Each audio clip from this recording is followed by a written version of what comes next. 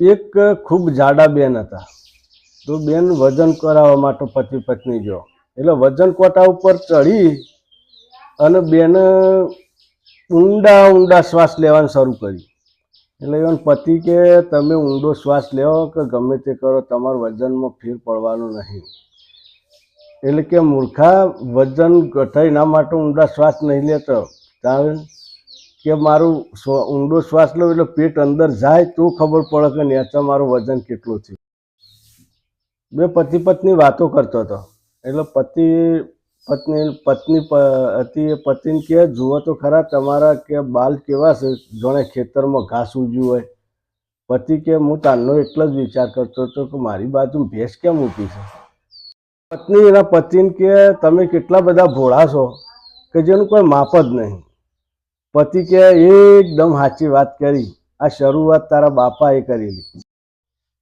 પતિ કે પત્ની પતિને કહેતી હતી કે તમે હવે આ બધી દાઢી બાઢી કરાવો.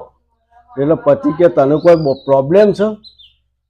એટલે કે કે હું કે બાજુવાળો બેન કહેતો હતો કે પેલો તમારા ઘેર દાઢીવાળો બાવો આવે છે, માથાનો દુખાવાનો દોરો કરે છે. પતિ કે પત્ની પતિને કહેતી હતી કે તમે હવે આ બધી દાઢી બાઢી કરાવો. એટલે પતિ કે તને કોઈ પ્રોબ્લેમ છે? એટલે કે હું કે બાજુવાળો બેન કહેતો હતો કે પેલો તમારા ઘેર દાઢીવાળો બાવો આવે છે, માથાનો દુખાવાનો દોરો કરે છે. પતિ પત્ની બે જણા શાક માર્કેટમાં શાકભાજી લેવા ગયો.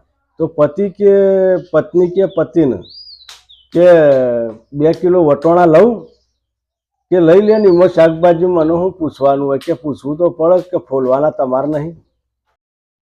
રસ્તા ઉપર બે મિત્રો વાતો કરતા કરતા જતા હતા કે દગો ચોક્યો થાય છે, કે દુનિયામાં મોટામાં મોટો દગો છે ને એ લગ્નમાં થાય છે. કે ચમ કે ગાય જેવી કહી અને પછી સિંહણ જેવી પધરાઈ દઈશ. પતિ પત્ની ઝઘડતો હતો. તો પતિ ગુસ્સામાં કે જા જા, તારા જેવી તો 70 મળશે.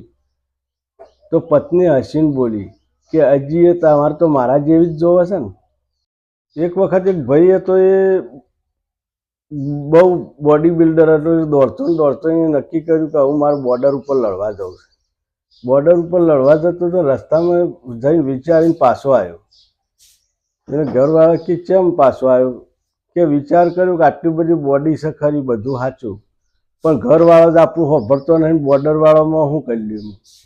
એક વખત એક ભાઈ હતો, એ બહુ બોડી બિલ્ડર હતો. દોડતો ને દોડતો એને નક્કી કર્યું કે હું મારે બોર્ડર ઉપર લડવા જાઉં છું. બોર્ડર ઉપર લડવા જતો તો રસ્તામાં જઈને વિચારીને પાછો આવ્યો. એને ઘરવાળા કે કેમ પાછો આવ્યો? કે વિચાર કર્યો કે આટલી બધી બોડી છે ખરી, બધું સાચું, પણ ઘરવાળો જ આપણું હોભળતો નહીં, બોર્ડરવાળામાં શું કરી લ્યું. સાહેબે એક ટેણિયાને ઝાપટ મારીને પૂછ્યું કે ભવિષ્યકાળ વિશે બતાય એક વાક્ય. તે ટેણિયો કાયો થઈ કે સાહેબ, રિસેસમાં તમારી વંડામાં હવા નહીં હોય.